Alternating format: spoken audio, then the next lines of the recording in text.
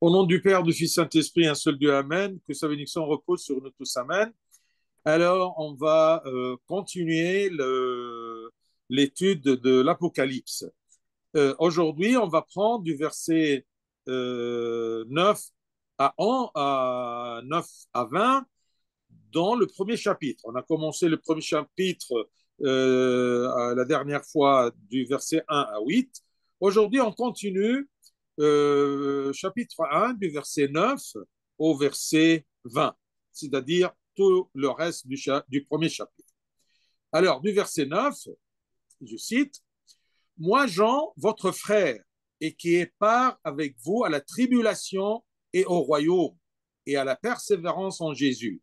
J'étais dans l'île appelée Patmos à cause de la parole de Dieu et du témoignage de Jésus. Je fus ravi en esprit au jour du Seigneur, et j'entendis derrière moi une voix forte, comme le son d'une trompette, qui disait, ce que tu vois, écris-le dans un livre, et envoie-le aux 7 églises, à Éphèse, à Smyrne, à Bergame, à Thyatire, à Sardes, à Philadelphie et à Laodicée. Je me retournai pour connaître quelle était la voix qui me parlait. Et après m'être retourné, je vis 7 chandeliers d'or. Et au milieu des 7 chandeliers, quelqu'un qui ressemblait à un fils d'homme, vêtu d'une longue robe et ayant une ceinture d'or sur la poitrine. Sa tête et ses cheveux étaient blancs comme de la laine blanche, comme de la neige. Ses yeux étaient comme une flamme de feu. Ses pieds étaient semblables à de l'airain ardent, comme si le hue était embrasé dans une fournaise. Et sa voix était comme le bruit de grandes eaux. Il avait dans sa main droite 7 étoiles. De sa bouche sortait une épée aiguë à 2 tranchants, et son visage était comme le soleil lorsqu'il brille dans sa force. Quand je vis, je tombai à ses pieds comme mort. Il posa sur moi sa main droite en disant, ne crains point. Je suis le premier et le dernier, et le vivant, j'étais mort. Et voici, je suis vivant au siècle des siècles. Je tiens les clés de la mort et du séjour des morts. Écris donc les choses que tu as vues et celles qui sont et celles qui doivent arriver après elles. Le mystère de cette étoile que tu as vue dans ma main droite et des 7 chandeliers d'or. Les 7 étoiles sont les anges des 7 églises et les 7 chandeliers sont les 7 églises. Gloire au Seigneur éternellement. Amen. Alors, on commence ici du verset 9 à verset 11. Eh bien, Saint Jean, il commence à décrire son état. Il était comment durant cette vision-là et il cite cet appel à la vision. Alors, verset 9, il commence à dire, moi Jean, votre frère, et qui est part avec vous à la tribulation et au royaume et à la persévérance en Jésus. Je suis Jean, votre frère. Saint Jean déclare ici son nom précisément. Je suis Jean, moi Jean. Ce qui est nécessaire pour gagner la confiance des auditeurs et confirmer qu'il est la source de toutes ces paroles qui va suivre. Il a ajouté le mot, bien sûr, humble de votre frère.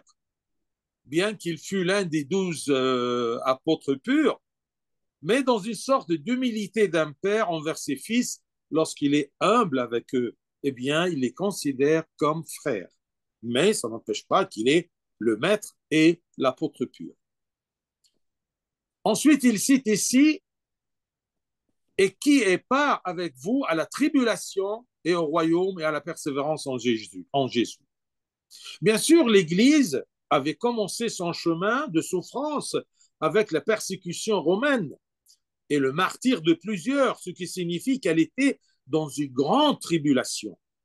Jean traversa une tribulation d'un autre genre, mais toujours une tribulation, puisqu'il fut exilé sur l'île grecque de Patmos, sous le règne de l'empereur Domitien. Le saint voulait que ses enfants ressentent son soutien sincère et les encourage, alors qu'il endurait les tribulations comme eux, et pour augmenter leur espoir. il leur rappelait également qu'ils étaient tous partenaires dans la gloire, dans le royaume de Jésus-Christ. Oui, après les tribulations, après la mort, il y a la résurrection. Après la tribulation, il y a la résurrection avec Jésus-Christ et on est partenaire de la gloire. Mort, résurrection, gloire. Ça, c'est pour les encourager. Et il cite ici que j'étais dans l'île appelée Patmos à cause, c'est-à-dire, il va citer pourquoi les chrétiens sont persécutés, pourquoi on subit des tribulations. C'est à cause de la parole de Dieu et du témoignage de Jésus. Nous sommes témoins de la parole de Dieu par notre comportement, par notre façon de voir les choses, notre façon de réagir envers le monde, tout ce qui se passe dans le monde. Eh bien, ça, c'est un témoignage. Et toujours à cause de ça, nous sommes devant des tribulations. Mais n'oublions pas que nous avons part à ces tribulations-là, mais nous avons part aussi au royaume et à la persévérance en Jésus. Donc, la raison de cette tribulation, c'est notre témoignage et notre prédication au nom de Christ. Et c'est pour cette raison que la tribulation est aussi une raison de notre fierté, parce que ça nous mène au partage avec le Christ.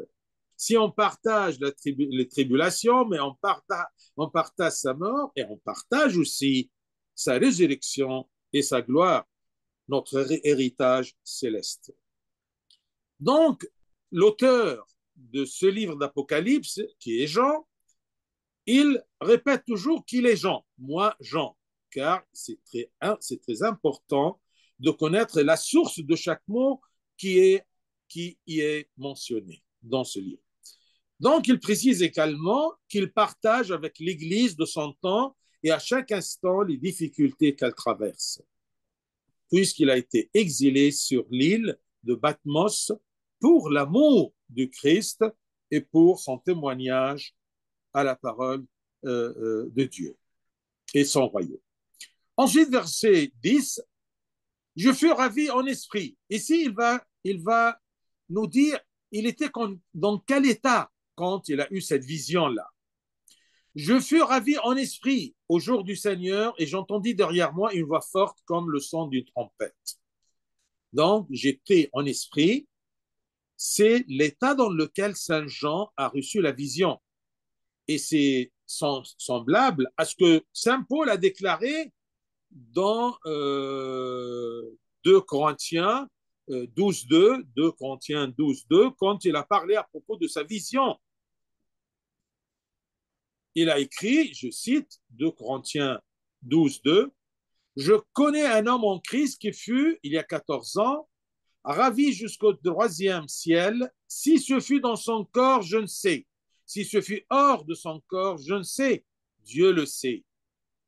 Donc, c'est un état d'extase, un état ravi en esprit. Et c'est semblable aussi à ce que Pierre a déclaré de même dans l'Acte des Apôtres 10.10. Acte des Apôtres, chapitre 10, verset 10. Je cite, « Pendant qu'on lui préparait à manger, il tomba en extase. » Donc, cette extase-là, c'est quoi? C'est un état au-dessus de tout sens matériel connu. Car une personne est complètement soumise au Saint-Esprit qui est en lui. Et elle est comme en transe. Et la personne voit et entend ce que personne d'autre ne voit et n'entend. Il est éveillé. Ne croyez pas que c'est un songe, c'est un rêve. Non, il est éveillé, mais il est au-dessus de tout sens matériel. Il est sous la domination de l'Esprit Saint, d'accord, qui agit en lui. Bien sûr, on ne peut pas savoir plus que ça parce qu'on n'a pas vécu ceci. Mais il nous dit, il nous proclame que je fus ravi en esprit au jour du Seigneur. Bien sûr, jour du Seigneur, dans le sens que c'était un dimanche. Cela s'est produit un dimanche. Tout a commencé lorsqu'il a entendu un bruit très fort. semblable à celui d'une trompette venant de derrière de lui. Donc, il était éveillé.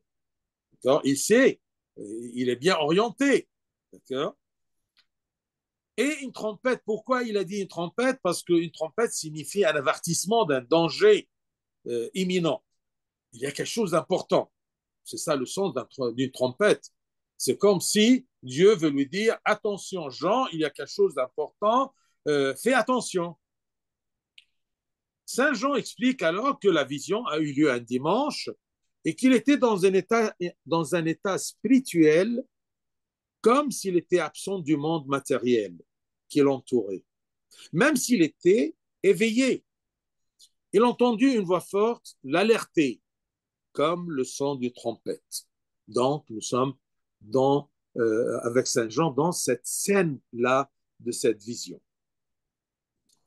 Ensuite, le verset 11, qui disait cette voix-là, forte comme trompette, mais elle est significative. On comprend ce qu'elle dit, cette voix, ou plutôt lui, qui disait, cette voix-là, ce que tu vois, écris-le dans un livre et envoie-le aux 7 églises. Et il commence à citer les 7 églises qui étaient dans l'Asie mineure, d'accord, Éphèse, Smyrne, Pergame, Thyatire, à Sardes, à Philadelphie et à Laodicée. Donc, ce sont les 7 églises que Dieu veut leur envoyer un appel, une parole. Et on va voir ça un peu plus loin. Et il dit toujours, je suis, qui disait ce que tu vois, écris-le, les 7 églises. Et il dit, je suis l'alpha et l'oméga, le propriétaire de la voie, a commencé par se présenter à Saint Jean.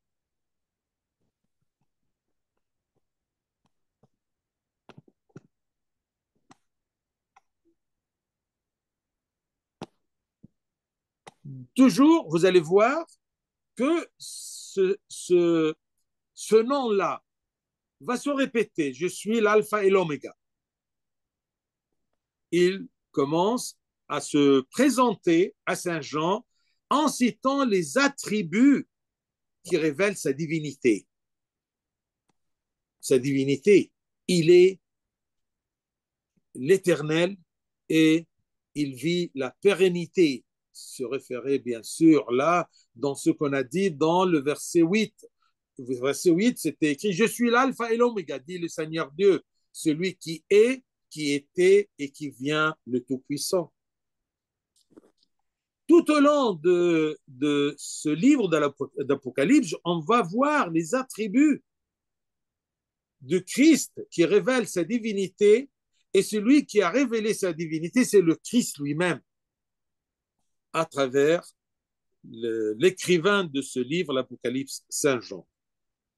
Alors il lui dit, ce que vous voyez, écrivez.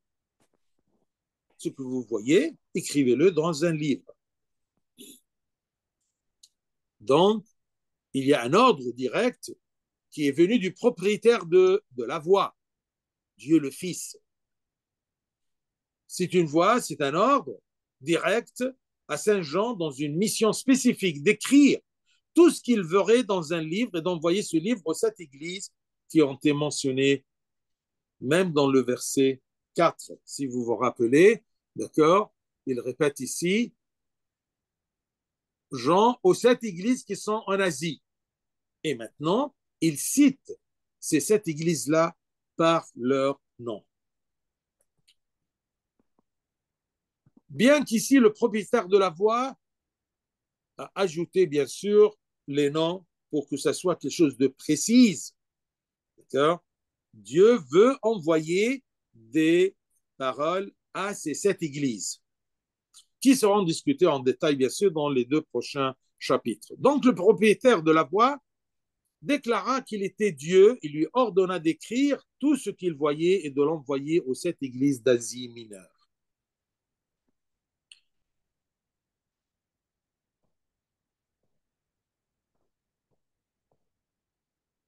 Si vous avez négligé certaines choses nécessaires à votre salut et les avez laissées derrière vous, et que Dieu vous les rappelle ensuite par l'intermédiaire de quelqu'un de votre entourage, comme par exemple en parlant de prière, de jeûne ou d'aumône, ne négligez pas. Parce que vous voyez, Dieu, il va envoyer ces paroles-là à ces sept églises pour les rappeler des choses, pour les redresser, pour les encourager. On va voir ça plus tard. Donc, si vous avez négligé certaines choses nécessaires à votre salut et vous les avez laissées derrière vous, ne négligez pas les paroles qui viennent, car c'est la parole de Dieu qui vous est envoyée personnellement. Et décidez rapidement par quoi vous allez commencer. C'est sa petite leçon qu'on veut bien apprendre de ces messages à ces églises. Parce que en étudiant ces paroles à ces églises, on va nous mettre à la place de ces églises-là. C'est comme si Dieu, ce qu'il dit à l'église d'Éphèse, c'est comme s'il m'adresse cette parole-là. Ce qu'il dit à Smyrne, c'est comme si c'est adressé à moi personnellement. Et comme ça, eh bien, on va voir que ça, c'est une alerte, une trompette, d'accord, qui nous dit attention. Du verset 12 jusqu'à la fin, eh bien, il parle à propos de l'orateur. L'apôtre Jean se retourna vers la source de la voix de celui qui parlait, et qu'est-ce qu'il voit? Il voit 7 chandeliers d'or. Attention, parce que dans cette vision-là, vous allez trouver un très grand lien entre le Nouveau et l'Ancien Testament, parce que Dieu ne change pas. Le chandelier d'or, bien sûr, était connu des Juifs, car le chandelier d'or faisait partie du tabernacle, et Dieu avait ordonné qu'il soit fabriqué pour éclairer le sanctuaire, comme c'est écrit dans le livre d'Exode, chapitre 25, versets 31 à 32. Chapitre 25, Exode 25. Je cite, « Tu feras un chandelier d'or pur. Ce chandelier sera fait d'or battu. Son pied, sa tige, ses calices, ses paumes et ses fleurs seront d'une même pièce. 6 branches sortiront de ses côtés, 3 branches du chandelier de l'un des côtés et 3 branches du chandelier de l'autre côté. » Mais ici, Saint Jean nous explique qu'il symbolise les 7 églises. Dans le verset 20, à la fin, vous allez voir, il précise que ces chandeliers-là, avec ces 6 branches, eh bien, avec ces 7 branches, d'accord, parce qu'il y a une lampe au milieu, d'accord, 3 et le milieu, ce sont 7. Eh bien, ce chandelier-là d'or symbolise les 7 églises. Aux yeux de Dieu, l'Église est le chandelier qui illumine le monde dans ses ténèbres. C'est ça le sens. Pourquoi Dieu a pris cette métaphore-là? Parce que nous sommes la lumière du monde. Chaque Église, dans son pays, est un chandelier qui illumine la ville. Et c'est de là qui vient le clocher. Au commencement, le clocher, il n'y avait pas une cloche, mais avant, c'était une lanterne, une lumière, d'accord, pour que les gens voient où est l'église. Et ensuite, c'était bien sûr la cloche. Donc, aux yeux de Dieu, l'église est le chandelier qui illumine le monde dans ses ténèbres.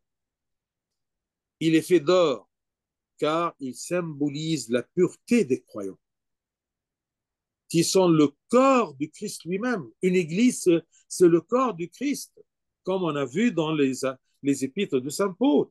Et nous sommes les membres de ce corps-là unique du Christ. Donc, l'or symbolise également le royaume, c'est-à-dire l'autorité de l'Église sur le monde. La pureté des fidèles et l'autorité de l'Église elle règne sur le monde. C'est ça l'or, les chandeliers, le chandelier de l'or.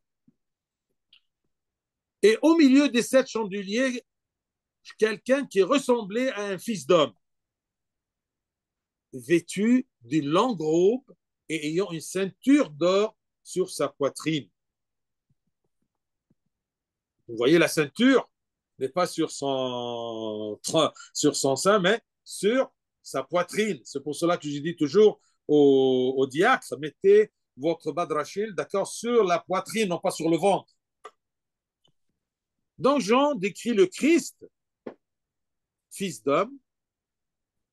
Il est l'apparence de fils de l'homme, à qui il est apparu et énumère ses attributs dans ce verset et dans les suivants.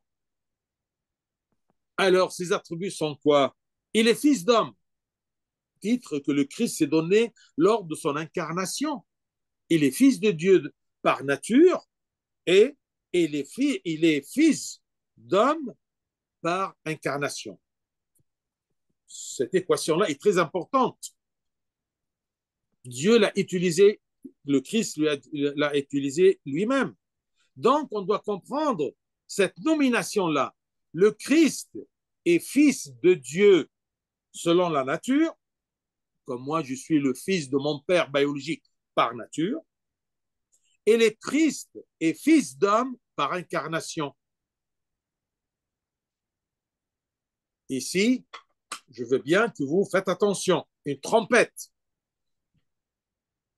Le Christ est fils de Dieu par nature et fils de l'homme par incarnation. Moi, je suis fils de l'homme par nature et fils de Dieu par... qui peut me le dire? D'accord? Par, il m'a, comment dire en français, par, le mot m'échappe là, euh, euh, quand on prend un fils qui n'est pas le sien, comment on dit ce terme-là en français? Par adoption. Adopté. Par adoption. Ouais. Je l'ai trouvé.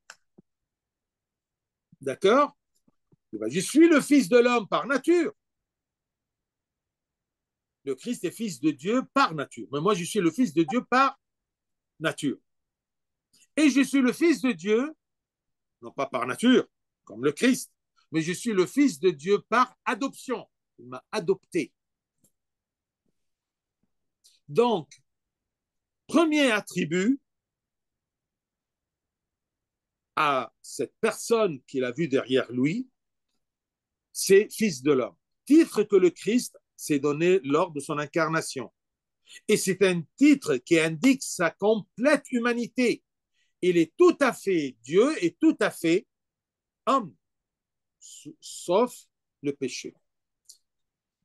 Il est également à noter que Daniel a mentionné ce même titre dans sa vision de Christ dans le livre de Daniel, chapitre 7. Je cite, « Je regardais pendant mes visions nocturnes et voici sur les nuées des cieux arriva quelqu'un de semblable à un fils de l'homme. Et il s'avança vers l'ancien des jours et on le fit approcher de lui. » Vous voyez, je vous rappelle ici, et je vous montre que l'Ancien et le Nouveau Testament, l'Ancien Testament avec les prophéties, le Nouveau Testament avec les paroles du Christ et la vision de l'Apocalypse, c'est un seul, d'accord, une seule unité,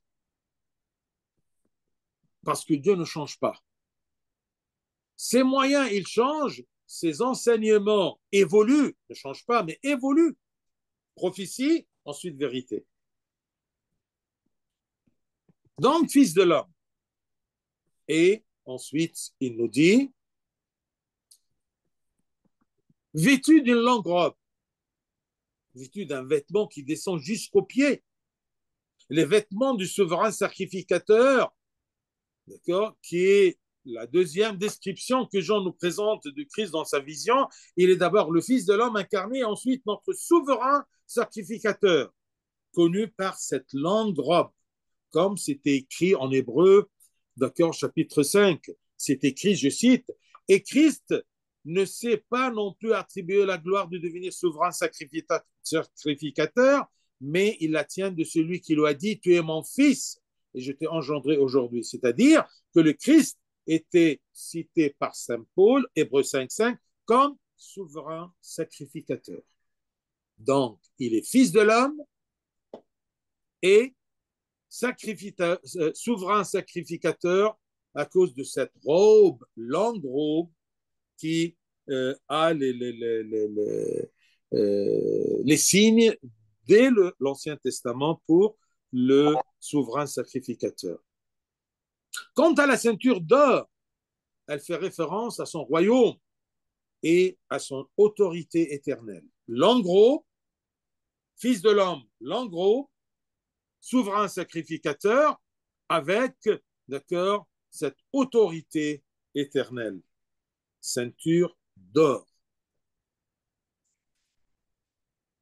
Ensuite, verset 14, nous sommes toujours dans les attributs de ce fils de l'homme qui a parlé derrière lui. Il lui a donné un ordre d'écrire tout ce qu'il va voir et tout ce qu'il va entendre dans un livre, le livre d'Apocalypse. Verset 14, sa tête et ses cheveux étaient blancs comme de la laine blanche, comme de la neige. Ses yeux étaient comme une flamme de feu. Donc ici, Saint Jean, le verset 14, il continue de décrire l'apparition du Christ. Il est à noter ici que la forme du Christ diffère de la forme à laquelle nous sommes habitués et qui est fixée dans nos esprits lors de son incarnation. D'accord? Un pauvre homme simple avec ses disciples. Car l'accent ici est ici davantage mis sur ses attributs et sa divinité, non pas tout simplement sur son humanité, le fils de menuisier qui marchait humblement avec ses disciples. Non, ici, ce sont des attributs royaux, pardon, des attributs royaux, des attributs d'un roi, roi incarné, fils d'homme, mais sacrificateur, souverain sacrificateur, et il a l'autorité, il règne sur nous, il a l'autorité d'un roi, cette ceinture d'or. Sa tête et ses cheveux sont blancs. La couleur blanche symbolise toujours la pureté et la sainteté. Blanche. Lorsque les cheveux sont décrits comme blancs, cela fait référence à la sagesse des anciens. Et c'est pour cela que dans les icônes, l'art copte et byzantin surtout, vous trouvez toujours l'enfant Jésus sur le bras de la Sainte Vierge Marie, un corps d'enfant, mais un visage d'un adulte. Comment ça? C'est pour tout simplement accentuer la sagesse de cet enfant. C'est Dieu incarné. C'est le Fils d'homme, d'accord? Mais il est Fils de Dieu incarné. Donc, cheveux blancs, c'est la pureté, la sainteté et la sagesse. Et symbolise également l'ancienneté et l'éternité du Christ. Il n'a pas de commencement.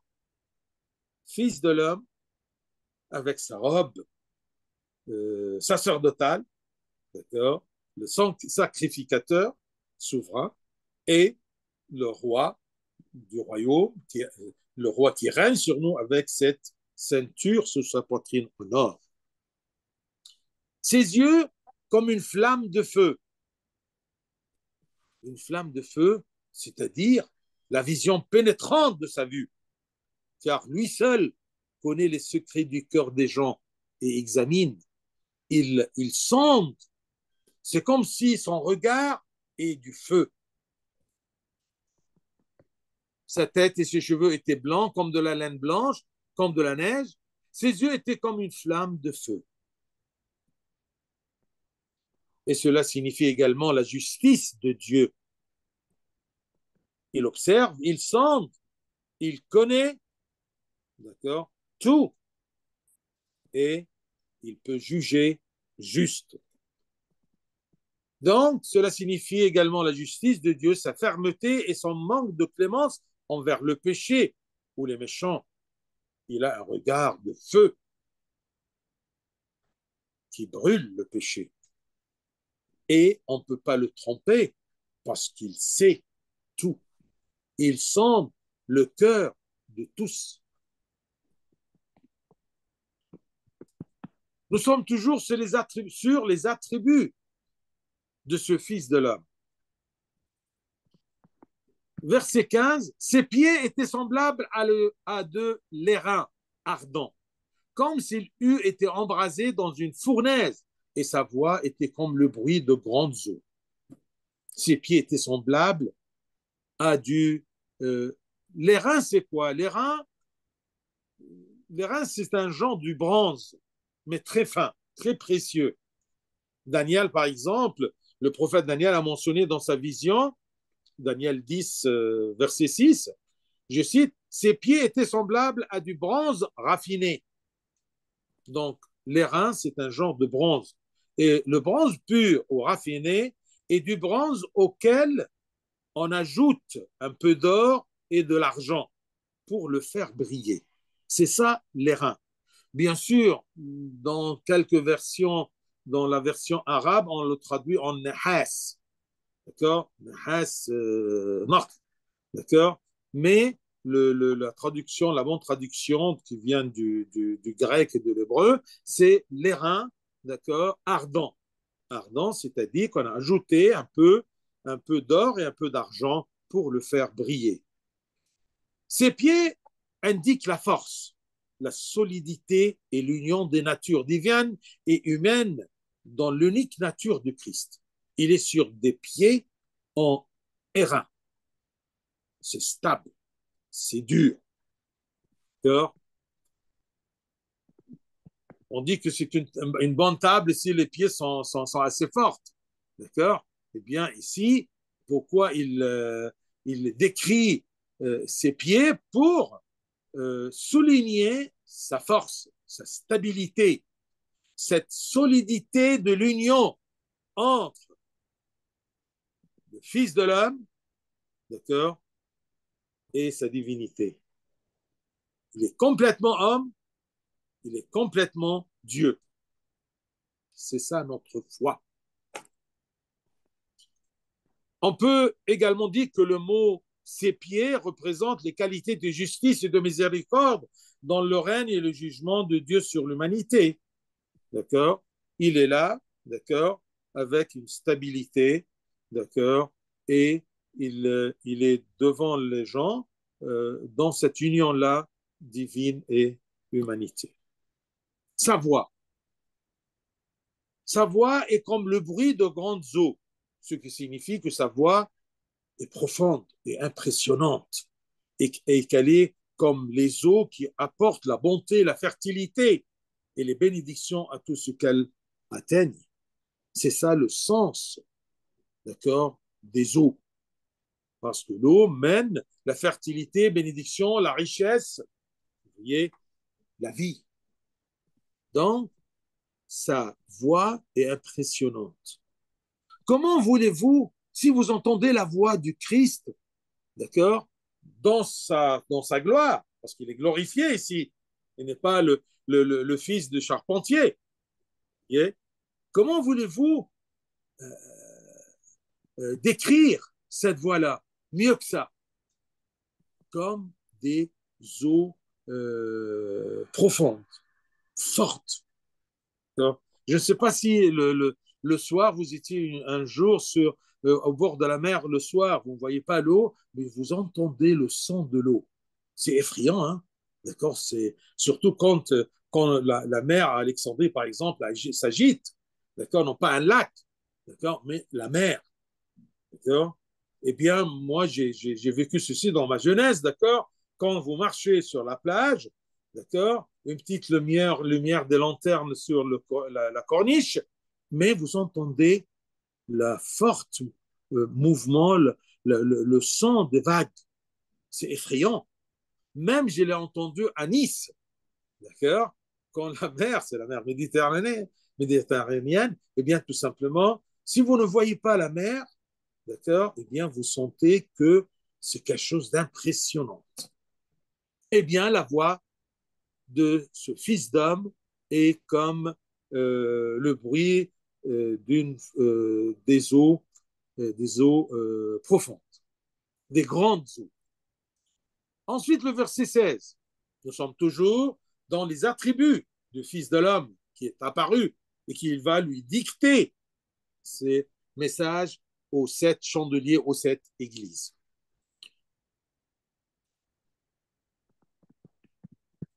Verset 16, il avait dans sa main droite 7 étoiles. Sa main droite, la main droite symbolise la force. C'est pour cela qu'on dit que le Christ, après son ascension, il est assis à la droite du Père. Est-ce que le Père a une droite et gauche? Non. D'accord? Il n'a pas des bras. Mais la droite, c'est-à-dire, d'accord, c'est la force. Symbolise la force, l'attention et le leadership. Il guide. Donc, les 7 étoiles, c'est-à-dire que les 7 évêques responsables des 7 églises, d'accord, sont décrits comme étoiles. Donc, verset 16, il avait dans sa main droite 7 étoiles. Les chandeliers, ce sont les églises. Les étoiles tenues dans sa main droite, dans sa force et sa protection, d'accord, et sa domination, ce sont les responsables, les têtes de ces églises-là, d'accord, les évêques. Ensuite, de sa bouche sortait une épée aiguë à 2 tranchants. Une épée à double tranchant. C'est-à-dire, sa bouche. Alors, les yeux sont du feu, sa bouche, d'accord? C'est-à-dire que ces paroles qui sortent de sa bouche ont la puissance d'une épée qui pénètre les profondeurs de l'âme et de l'esprit, comme saint Paul a décrit la parole du Seigneur dans son épître aux Hébreux, d'accord? Chapitre 4, verset 12. Qu'est-ce qu'il a dit? Je cite, car la parole de Dieu est vivante et efficace, la parole de Dieu, plus tranchante qu'une épée quelconque à 2 tranchants, pénétrante jusqu'à partager âme et esprit. Elle partage entre l'âme et l'esprit. Jointure et moelle. Elle juge les sentiments et les pensées du cœur. Vous voyez? Elle rentre entre l'âme et l'esprit, les jointures et les moelles. C'est ça la parole de Dieu. Si nous sommes loin de la parole de Dieu, d'accord, eh bien, qu'est-ce qu'il peut influencer notre vie et notre pensée et notre cœur? La parole de Dieu qui sort de sa bouche, d'accord, comme une épée à 2 tranchants. Donc, même les pères, en expliquant ceci, ils ont dit les 2 bordures, les 2 tranchants, eh bien, symbolisent également l'Ancien et le Nouveau Testament. 2 tranchants. Parce qu'il pourrait dire une épée tranchante, non. D'accord, double tranchant, l'Ancien, avec tous les saints, avec tous les prophètes, les prophéties, et d'accord, le Nouveau Testament avec toute la vérité et l'exécution de ces prophéties. Saint Jean continue la description du Seigneur, le voyant tenant les 7 évêques dans sa main droite, comme une démonstration de son autorité et de son pouvoir sur eux d'une part, et de leur jouissance de sa protection et de ses conseils d'autre part. Il nous tient dans sa main droite. On peut aussi dire qu'ils sont des instruments dans la main de Dieu pour déclarer sa volonté et son désir pour l'Église. Ici, je vous rassemble tout l'exagèse, l'explication des pères de l'Église. Alors, imaginez-vous vraiment que les têtes des églises, les serviteurs, d'accord, sont dans la main droite de Dieu, dans la force de sa main. Ils sont protégés, ils sont soutenus, d'accord? Ils sont des instruments pour déclarer la volonté de Dieu. C'est comme si Dieu travaille à travers eux, parce qu'il les tient, d'accord, dans sa main droite, dans sa force. Donc, ces paroles sont décisives, efficaces, que ce soit dans l'Ancien Testament ou dans le Nouveau Testament, les tranchants de l'épée. Et un autre attribut, son visage. son visage resplendissant comme le soleil. Ici, il symbolise la beauté et la splendeur de son visage, la gloire de sa divinité, quelque chose d'illuminant, d'accord? Comme le soleil, qui est inaccessible. Le vrai soleil, d'accord, laissez tomber le soleil de l'Occident, d'accord, qui est avec des nuages et faible. Ici, par exemple, en Suisse ou en France, on peut regarder un peu le soleil, d'accord, mais en Égypte, d'accord, ou en Afrique, pour regarder le soleil, c'est impossible. C'est inaccessible parce qu'elle est forte. Et ici, eh bien, il dit, toujours verset 16, et son visage était comme le soleil lorsqu'il brille dans sa force. Le soleil d'Égypte, le soleil de l'Afrique. Verset 17, avec toute cette splendeur, toute cette gloire, toute cette force, toute cette royauté, quand je vis, je tombais à ses pieds comme mort. Il posa sur moi sa main droite en disant, ne crains point. À cause de l'intensité de la splendeur, de la beauté, de la grandeur de ce spectacle indescriptible, Jean tomba de peur, comme mort, aux pieds du Fils de l'homme. Mais le Christ, dans sa compassion, le toucha de sa main pure et de sa voix calme et rassurante, malgré que c'est une voix, d'accord, qui est comme les grandes eaux, l'encouragea en disant, n'aie pas peur. Ensuite, le Christ déclare sa divinité en disant, le premier et le dernier, ce que signifie que je suis le Dieu éternel, sans commencement et sans fin, comme c'est indiqué toujours dans le verset 8. Ne crains point, je suis le premier et le dernier. Ici, devant ces choses-là, parfois, j'ai le sentiment et le désir de dire, mon Dieu bien-aimé, que ce que Saint Jean vit était terrible, admirable et céleste, au point qu'il tomba comme mort. Et c'est ce qu'ont fait Isaïe et Ézéchiel lorsqu'ils t'ont vu dans leur vision, Isaïe chapitre 6 et Ézéchiel chapitre 10. Mais je me plains de moi-même à vous, mon Seigneur, car je ne sens toujours pas votre majesté et votre peur lorsque je me tiens devant vous à l'église ou devant la communion. Vous voyez, Dieu ne m'a pas donné, d'accord, cette vision de voir sa grandeur. Peut-être parce que dans mon niveau spirituel, je le supporterai pas. Je ne le supporterai pas. Mais on admire ou on espère, d'accord, de voir ceci avec les yeux de notre cœur, de voir la grandeur et la majesté de notre Seigneur Jésus, Fils de l'homme, d'accord, incarné. Souvent, la paresse et le relâchement m'envahissent dans mes prières parce que j'oublie la gloire de celui devant qui je me tiens. Alors là, je demande à Dieu, s'il te plaît, Seigneur, pardonne-moi et plante ta peur dans ma chair et dans mon cœur. Quand je le vis, je tombais à ses pieds comme mort. Il posa sur moi sa main droite en disant, ne crains point. Verset 18, ça fait rien, j'ai quelques minutes encore, tout simplement pour terminer ce chapitre. Je suis le premier et le dernier. Le Christ se révèle plus clairement à Jean et à nous aussi en disant de lui-même, je suis le vivant, j'étais mort et voici je suis vivant au siècle des siècles. Il se présente sous le temps de la continuité et ce qui signifie que je suis en vie et que je suis toujours en vie, je suis la source de la vie et son donneur, je suis la prince de la vie. Il était mort selon son humanité, mais il était toujours vivant selon sa divinité. Il est à noter que ce titre est l'un des attributs de lui-même, comme c'est écrit selon saint Matthieu chapitre 16, verset 16. Simon-Pierre répondit, tu es le Christ, le Fils de Dieu vivant.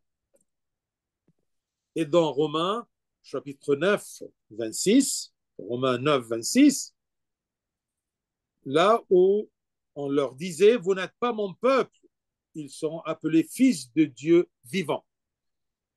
Vivant. Ça, c'est un attribut très important de notre Dieu. Il est mort sur la croix selon son humanité, uni à sa divinité, qui ne meurt jamais. Notre Dieu ne meurt pas. Il est mort sur la croix selon son humanité, uni à sa divinité. Le Dieu ne meurt pas. Il nous dit, j'étais mort, c'est-à-dire que j'ai fait l'expérience de la mort et que je l'ai goûté dans la chair humaine que j'ai pris de la Sainte Vierge Marie. Et c'est ce que Jean sait très bien de la personne du Christ. Je suis le premier, le dernier, le vivant. J'étais mort. Et voici, je suis vivant au siècle des siècles, pour toujours. Une affirmation de l'éternité de Dieu divin, vivant, de Christ incarné, Dieu vivant. Ensuite, il dit, je tiens les clés de la mort et du séjour des morts. J'ai les clés de la mort et du séjour des morts, de la mort. L'abîme est le lieu où les méchants attendent après leur mort, ce qu'on appelle l'enfer. Et les clés signifient l'autorité absolue du Christ sur ses âmes et sur le lieu lui-même. C'est pour cela qu'on dit que les esprits ne se promènent pas comme ils veulent. Non. Si Dieu permet à un esprit mauvais, même de sortir pour un moment pour faire un message, c'est sous l'autorité de Dieu. Mais bien sûr, ben, les mauvais esprits comme les mauvais anges déchus, c'est autre chose. Nous parlons à propos des âmes, d'accord, des méchants. Après leur mort, ils sont dans l'abîme, dans le séjour des morts. Et les clés signifient ici l'autorité absolue du Christ sur ses âmes et sur le lieu lui-même. Nous pouvons comprendre ici les paroles du Christ, en plus de déclarer son autorité, qu'il encourage ses enfants et enlève d'eux le spectre de la peur de l'enfer, comme il a été victorieux et a ouvert ses portes une fois pour toutes et a fait sortir toutes les âmes qui entendaient sa rédemption. Il a les clés, d'accord? Parce qu'avant sa résurrection, avant sa mort, sa résurrection, tous les âmes, bons et mauvais, allaient automatiquement à l'enfer. Mais il est descendu aux enfers par la croix. À travers la croix, il est mort sur la croix et son âme humaine, son âme divine, son âme divine est descendue, sa divinité, d'accord? Dieu est descendu pour ouvrir et libérer ses enfants de l'enfer, de l'abîme. Par conséquent, ce verset est considéré comme l'un des versets les plus puissants qui expriment la divinité du Christ et la prouve sans le moindre doute, car il est sans commencement et éternel, il est toujours vivant, il a les clés, d'accord, de l'abîme, de l'enfer, des morts et de la vie. Il s'est incarné, il est mort, il est ressuscité et il a également l'autorité sur l'abîme. Ce sont des questions qui ne peuvent s'appliquer qu'à Dieu seul. Donc, Christ est Dieu lui-même. Personne ne peut avoir un homme ou un prophète ou un saint qui peut avoir les clés de l'abîme, d'accord, et de la mort et du séjour des morts. Non. Le seul qui peut avoir ça, c'est Dieu. Et si le Christ, le Fils de l'homme apparu dans cette vision, dit ceci, donc il est Dieu. Verset 19, écris donc ces choses que tu as vues et celles qui sont et celles qui doivent arriver après elles. Le mystère de cette étoile que tu as vue dans ma main droite et des 7 chandeliers d'or. Et les 7 étoiles sont, ici l'explication claire, les 7 étoiles sont les anges de cette église. C'est pour cela que jusqu'à maintenant, quand on dit l'évêque de diocèse un tel, on dit l'ange de, d'accord, l'ange du diocèse un tel. Écrivez ce que vous avez vu, c'est-à-dire ce que Jean a vu dès le début de l'Apocalypse et les attributs de Christ dans le premier chapitre. Il écrit tout ça. Celles qui sont dans le temps présent, quels sont les éléments liés aux 7 églises et qui occupent le deuxième et troisième chapitre, on va voir un peu plus loin. Et celles qui doivent arriver et ce qui est sur le point de se produire, c'est-à-dire les prophéties suivantes et futures qui se produiront tout au long du temps jusqu'à la fin et l'éternité, et couperont bien sûr du 4e chapitre jusqu'à la fin du livre. Écrit, d'accord, les choses qui sont et celles qui doivent arriver après elles. Et le dernier verset, et à la fin du chapitre, Saint Jean explique ce que l'homme ne peut pas comprendre par lui-même. Il nous explique que les 7 étoiles sont les évêques des 7 églises et que les 7 chandeliers sont les 7 églises elles-mêmes. Les anges, les 7 étoiles sont les anges. La révélation divine a utilisé le mot ange pour désigner les évêques des églises. D'accord? Parce que le mot ange, dans son origine et sa signification, est un serviteur envoyé par Dieu pour délivrer un message à l'humanité. C'est ça notre rôle. D'accord? L'enseignement. Vous voyez? Autre, bien sûr, célébration, ordination et tout ça. Mais, d'accord, nous sommes les enseignants. D'accord? Ainsi, nous apprenons que Dieu décrit les agents de ces sacrements à lui, comme des anges en raison de la majesté et de l'importance de l'œuvre de sacerdoce dans son Église. Le sacerdoce, c'est quelque chose de très important, très majestueux, d'accord, que nous, nous ne méritons pas, mais c'est Dieu, d'accord, qui met la main sur nous en nous disant ne craignez point. D'accord. Je vous envoie, je vous soutiens, je vous tiens dans ma main droite. Gloire à lui éternellement. Amen.